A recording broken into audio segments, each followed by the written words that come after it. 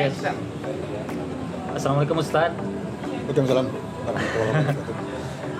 Jadi gini Ustadz, katanya waktu sholat di Indonesia itu terlalu cepat.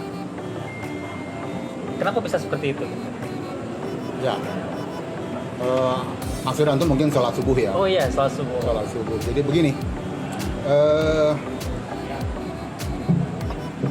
saya mengajar ilmu falak namanya di Unisba hampir 20 tahun. Sejak itu saya gelisah itu. Kayaknya sejak itu juga saya menganggap subuh terlampau malam. Oh. Ya, cuma waktu itu hitungan saya kalau lihat data astronomi kita cuma terlalu cepat 8 menit ya waktu itu dugaan saya. Saya mencari data tapi sukar itu dengan mata telanjang itu nggak bisa. Sejarahnya begini ternyata kenapa sholat kita terlampau malam itu memang ketentuan cara menghitungnya datanya memang dari Kementerian Agama. Kalau yang ngitung siapa saja yang bisa ngitung dan rumusnya sama gitu. Rumusnya sama. Tapi misalnya begini, sholat itu dasarnya adalah posisi matahari. Kita bersandarkan kepada matahari. Ya. Semua sholat. Misalnya sholat zuhur, idza duluki syams, jika matahari bergelincir gitu. Maghrib itu kalau ghurub terbenam. Nah, sholat siang itu, kalau sholat siang itu nggak ada masalah, mataharinya kelihatan. Ya. Nah, masalahnya adalah di isya dan subuh memang, karena matahari nggak kelihatan. Lalu orang bikin analisa. Intinya begini sebetulnya. Subuh itu, menurut Quran itu, dasarnya adalah jika muncul fajar sodik. Fajar sodik itu apa Ustadz? Fajar sodik adalah ketika malam dari kegelapan berubah muncul cahaya menuju siang. Oh iya. Gitu. Jadi itu definisi sholat subuh. Jadi dari langit dari gelap, berai cahaya gitu ya. Itu waktunya subuh. Masalahnya waktu kemunculan itu menurut data lama itu kira-kira kedalaman matahari namanya deep ya. Kedalaman matahari itu ada di minus 20. Menurut minus 20 di bawah ufuk. Jadi mau nanti dia naik gitu ya sampai muncul. Dia masih di bawah 20 derajat minus 20 deepnya. Itu menurut versi pemerintah. Sekarang saya mendapat hasil penelitian yang dilakukan dari 2017 sampai 2019, 2 tahun. Ada 226 data penelitian di Indonesia, ada 500 hari lebih di Birmingham. 500 hari lebih, hampir 2 tahun ya. Kesimpulannya subuh kita terlalu cepat. Harusnya bukan di minus 20, agak naik di minus 13. Jadi udah hampir naik. 7 berarti ya? Bedanya 7 derajat. 7 derajat. Perjalanan matahari itu kalau 1 derajat itu ditempuh 4 menit. 4 menit. Kalau 7 kali 8, 7 kali 4, 28. Setengah jam. Oh, artinya salat subuh kita lebih cepat sekitar 28 menit. Iya. Hampir setengah jam. Iya, Gitu. setengah jam. Ya. Dari mana Kementerian Agama mendapatkan angka minus 20? Iya, dari mana tuh? Nah, itu kan, Iya. itu kan berlangsung sangat lama. Saya juga nggak tahu itu dari mana sebelumnya taunya gitu ya. Saya dapat data dari seorang pakar ITSMI, Bapak Basori namanya. Ternyata begini sejarahnya subuh kita yang selama ini kita pakai. Ceritanya begini, di Mesir ada 2 orang astronom Inggris, Mr. Lehman namanya dan Melty gitu ya, 2 orang astronom memberi data ke ulama Mesir bahwa fajar sodik itu munculnya ketika matahari atau deep di minus 18. Itu tahun 1908. Bayangkan ya ke sini. Jauh. Hampir 100 tahun. 100 tahun. Iya. 1908. Iya, 100 lebih mungkin. Iya, itu data yang sekarang kita pakai itu. Iya.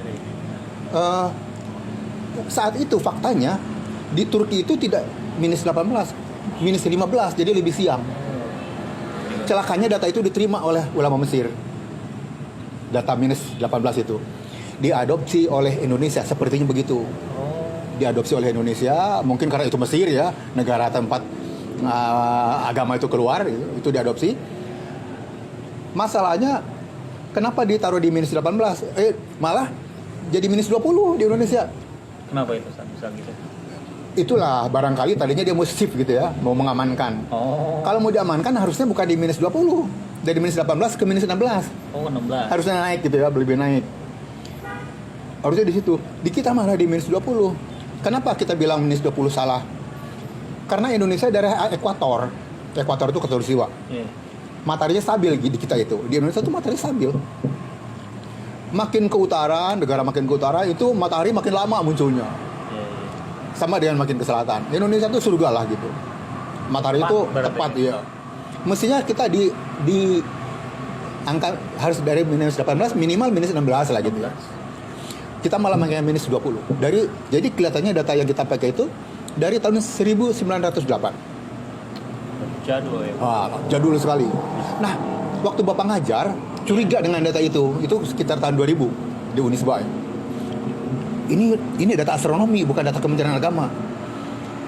Begitu diperiksa, cuma sayangnya susah itu mengamati kemunculan fajar sodik dengan mata telanjang di tempat begini, terhalang bangunan apa gitu. Kalaupun muncul, itu kemunculannya nggak bilang-bilang. Tekannya gitu, gak ketahuan. Tahu dia cepret aja nongol, tahu udah siang aja. Iya. Mulai munculnya jam berapa tuh nggak ketara gitu. Bapak beli teleskop, beli fakultas lah yang beli ya. Iya. Binokular yang gitu ya. Binokular. Panjang binokularnya supaya bisa kena gitu. Iya. Nggak dapet. Nah, kira-kira 3 bulan yang lalu, subhanallah, Allah menunjukkan, memberi jalan ke Bapak gitu ya, bertemu dengan Direktur Islamic Science and Research Network. Lembaga apa itu? Itu sebuah lembaga independen di bawah Universitas Muhammadiyah, UHAMKA Muhammadiyah. Dia sedang melakukan riset. Iya. Singkat cerita, risetnya di Indonesia tuntas. Iya. Dia sekarang mulai keluar negeri. Bapak diberi data oleh tangan pertama. Langsung. Oh. Data primer berarti. Data primer. Data primer luar biasa. Kita cari ketemu orangnya. Nanti kalau cerita sejarah ketemunya gimana nanti lah gitu ya. Iya. Pak Handi, silakan ambil data ini.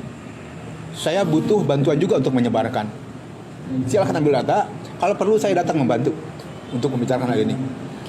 Nah, kesimpulannya hasil penelitian ISRN itu, matahari itu bukan di minus 20 dan tidak pernah terjadi. Oh. Ada fajar sodik muncul di minus 20. Bapak punya rekaman kurvanya. Jadi dipoto pakai kamera SQM namanya Sky Quality Meter.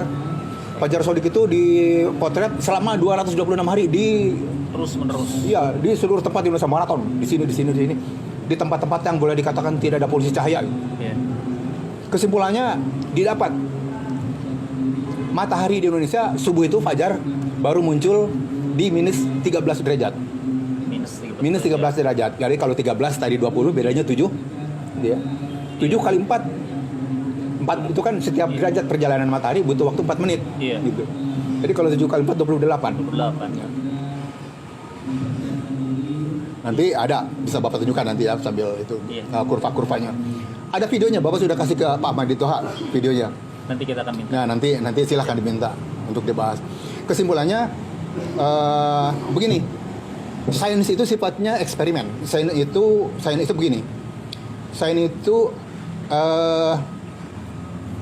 panglima tertinggi sains itu eksperimen. Bukan ada yang di buku atau di pikiran.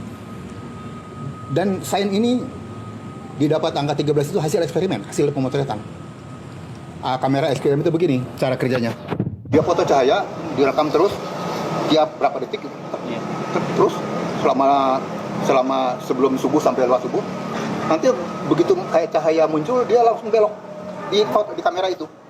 Dia menunjukkan fajar sodik ada. Nanti kelihatan jam berapa dia belok. Dan belok konsisten ya, pemotretan. Ya, konsisten. Arti konsisten itu hasil statistik ya. Iya. Hasil statistik bukan harga mutlak tapi harga rata. Harga rata di angka 13. Persisnya 13,4.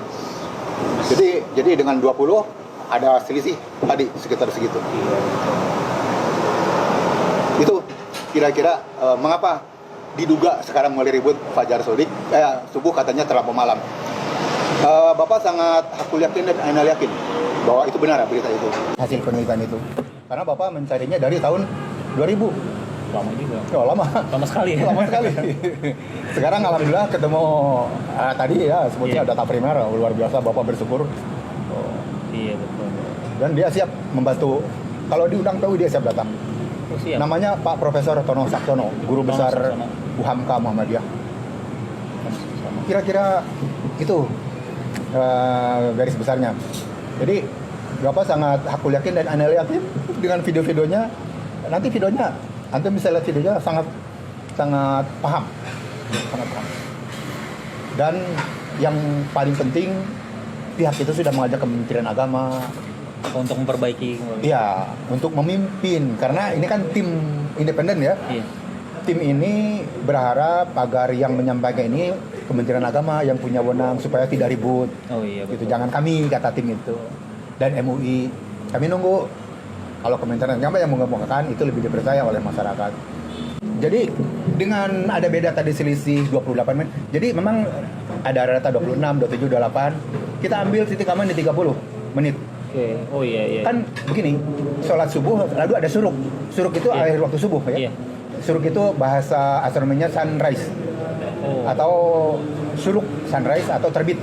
Matahari mulai nongol gitu. Mulai nongol. Itu akhir waktu subuh. Kalau kita sholat di jam 5, itu akhir waktu subuh itu 5.40. Akhir waktu subuh itu. Iya.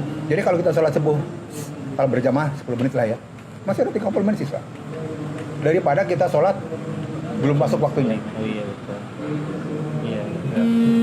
Itu fenomena faktanya begitu. Bukan fenomena, faktanya begitu.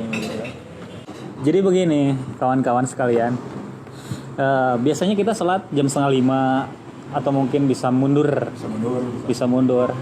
Tapi menurut Pak Hadi dengan melewati beberapa penelitian yang dibantu oleh Islamic Science and Research Network, itu ternyata sholat subuh itu bisa maju sampai 30 menit ya? Oh, sampai bisa mundur. Harus dimundurkan malah. Oh, harus dimundurkan sampai 30 menit. Jadi biasanya kalau kita sholat subuh jam 4:30, Harusnya harusnya jam 5. Seperti itu kawan-kawan.